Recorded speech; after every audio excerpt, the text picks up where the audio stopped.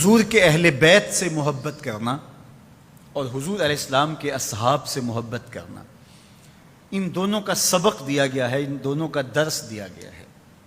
اور ان کے آپس کے جو معاملات ہیں تو ان میں ہمیں کوئی حق نہیں پہنچتا کہ ہم کوئی ایسی بات کریں جس سے کسی کی کسر شان ہو اور کسی کی عظمت میں فرق آتا ہو۔ رسول کریم صلی اللہ علیہ وآلہ وسلم نے ارشاد فرمایا، احب اللہ لما یغزوکم من نعمہ، فرمایا اللہ سے محبت کرو، وہ تمہیں طرح طرح کی نعمتیں عطا کرتا ہے۔ وَأَحِبُّونِي بِحُبِّ اللَّهِ، اور میرے سے پیار کرو، میں تمہارے رب کا محبوب ہوں۔ وَأَحِبُّوا أَهْلَ بَيْتِي لِحُبِّي،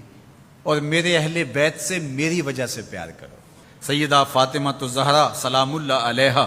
کے حوالے سے ذکر کرتے ہوئے ارشاد فرمایا، فاطمہ تو بدعۃ منی فمن اغضبها اغضبنی، فاطمہ میرے جگر کا ٹکڑا ہے، جس نے فاطمہ کو غضبناک کیا اس نے مجھے غضبناک کیا۔ تکلیف نہ دینا، اذیت نہ پہنچانا، تمہارا طرز زندگی، تمہارا لہجہ، تمہاری گفتگو، تمہارا انداز حیات ان کے لیے اذیت کا سامان نہ بنے، وہ میرے لیے اذیت کا سامان بنے گا۔ یہ ہیں سیدہ طیبہ طاہرہ سیدہ فاطمہ تو زہرا۔ اقبال کہتا ہے، رشتہ آئین حق زنجیر پاس فرمان جناب مصطفیٰ است، ورنہ گردے تربتش گردید میں سجدہ برخا کے اوپاشید میں۔ فاطمہ جو کام تو نے کر دکھایا ہے، اگر شریعت کی زنجیریں میرے پاؤں میں نہ ہوتی اور تیرے بابا کا حکم کہ اللہ کے علاوہ کسی اور کو سجدہ جائز نہیں، یہ مجھے ملحوظ نہ ہوتا تو میں کعبے کا طواف کرنے کی بجائے تیری قبر کا طواف کرتا، اور کعبے کی طرف سجدہ کرنے کی بجائے تیری قبر کی طرف رخ کر کے سجدہ کرتا، اس لیے کہ جو کام تو نے کر دکھایا ہے وہ تو نے ہی کر دکھایا ہے۔ نبی کے گھر کی ہے عظمت، نبی سے سنتے ہیں، علی کے گھر کی ہے عزت، علی سے سنتے ہیں، وہ جس نے معزز کیا گھرانے کو، حسین پال کے جس نے دیا زمانے کو۔ تو جس بھی زاویہ نظر سے دیکھو تو وہ انوکھی اور نرالی شان کی مالکہ ہیں۔ اللہ اکبر۔ حضرت ابو درداء رضی اللہ تعالیٰ عنہ فرماتے ہیں، کنت جالسا عند النبی صلی اللہ علیہ وآلہ وسلم، ہم حضور کی خدمت میں بیٹھے ہوئے تھے، ابو بکر رضی اللہ تعالیٰ عنہ یوں تشریف لائے کہ انہوں نے اپنی چادر کو ایک سمت سے پکڑا ہوا تھا۔ اب جب یہ آ رہے تھے تو حضور نے ارشاد فرمایا، یہ کسی سے بحث کر کے الجھ کے اس کا کوئی مسئلہ ہو گیا، یہ آ رہا ہے، تو کہا حضور میرا معاملہ یہ ہوا کہ حضرت عمر سے میری شکر رنجی ہو گئی اور میرے سے کوئی ایسی بات نکل گئی زبان سے کہ میں نے بعد میں سوچا کہ نہیں کہنی چاہیے تھی، میں نے معذرت کی لیکن انہوں نے میری معذرت قبول نہیں کی، تو میں وہاں سے اٹھا اور آپ کے پاس آ گیا۔ فقال یغفر اللہ لک یا ابا بکر ثلاثا،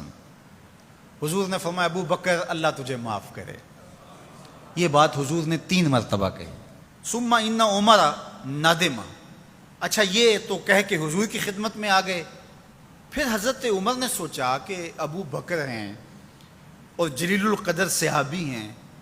تو اگر ان سے کوئی بات ہو بھی گئی تو انہوں نے معذرت کی،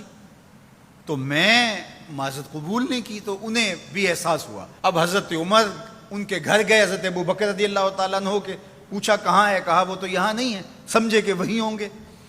تو وہ بھی پیچھے آ گئے۔ فسلم، اور انہوں نے بھی آ کے سلام پیش کیا۔ حضور کے چہرے پہ جلال تھا۔ حضرت ابو بکر رضی اللہ تعالیٰ عنہ پریشان ہو گئے کہ حضرت عمر رضی اللہ تعالیٰ عنہ پہ کوئی عذاب نازل نہ ہو جائے، تو ان کے دل میں نرمی پیدا ہوئی۔ انہوں نے خود اپنی پنڈلیاں بچھا کے گھٹنوں کے بل کھڑے ہو کر کے ہاتھ جوڑ کے بندہ نواز کی بارگاہ میں عرض کیا، حضور میں نے ہی ان سے کچھ کہا تھا، تو 2 مرتبہ حضور کی خدمت میں انہوں نے عرض کی۔ حضور صحابہ سے مخاطب ہوئے، ان میں حضرت عمر بھی تھے، فرمایا میرے اللہ نے مجھے حق کے ساتھ مبعوث کیا، جب میں نے دین کا پیغام تمہیں دیا تو کوئی دلیل مانگنے لگا، کوئی انکار کرنے لگا، لیکن یہ ابو بکر تھے، جب میں نے ان کو کہا کہ میں اللہ کا رسول ہوں تو انہوں نے کہا جانو دل سے مانتا ہوں، انہوں نے کوئی دلیل بھی نہیں مانگی، فوراً تسلیم کر لیا۔ پھر حضور نے فرمایا اس سے اگر کچھ ہو بھی جائے، کوئی سخت جملہ نکل بھی جائے تو تم میری وجہ سے اسے چھوڑ نہیں سکتے، اس لیے کہ ابو بکر وہ ہیں کہ جب کسی نے نہیں مانا تھا اس نے اس وقت مجھے مانا تھا، اور نہ مال دیکھا، نہ جان دیکھی، نہ اولاد دیکھی، سب کچھ قربان کر دیا، تو آج اگر کوئی جملہ سخت زبان سے نکل گیا ہے تو میری وجہ سے بھلا تم اس کو چھوڑ نہیں سکتے ہو؟ تو میرے اور آپ کے آقا و مولا نے اہل بیت کے بارے میں بھی کہا کہ میری وجہ سے ان سے محبت کرو، اور اصحاب رسول کے حوالے سے بھی کہا کہ میری وجہ سے ان کے معاملوں سے صرف نظر کرو۔ تو صاحب کبھی بھی اپنے آپ کو ان ذوات اور ان ہستیوں کے مابین ہونے والے مشاجرات میں منصف بنا کر کے ترازو گاڑ کے نہ بیٹھ جانا، بلکہ دونوں کی عظمتوں کو سلام کرنا۔